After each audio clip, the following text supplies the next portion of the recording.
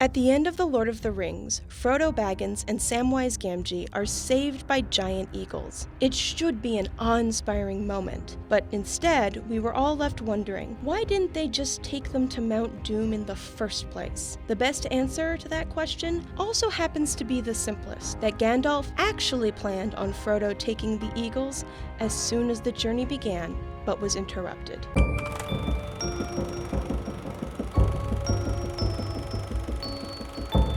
Gandalf was leading the Fellowship to the Eagles for all of the first film. He just happened to die before his plan could be executed. We know Gandalf isn't above asking the Eagles for help. That's how he escaped Saruman.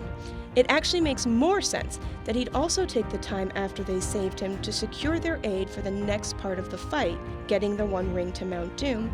The Eagles live on the eastern slopes of the northwest range of the Misty Mountains. There are 3 main routes taking the group there. The closest and the easiest is the High Pass, located near Rivendell.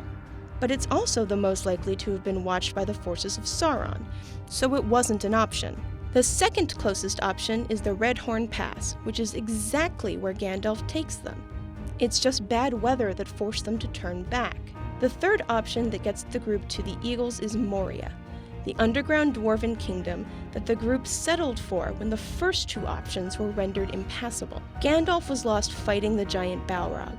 Had he survived and the group made it to the Misty Mountains intact, Gandalf would have taken them directly north to the giant eagles for a quick ride to Mount Doom. We can even guess why Gandalf kept this plan to himself. The spies of Sauron and Saruman were everywhere, and he couldn't risk them discovering his plan. But there's also the chance that Gandalf tried to tell them what he had in mind, even as he died. Fly, you fools!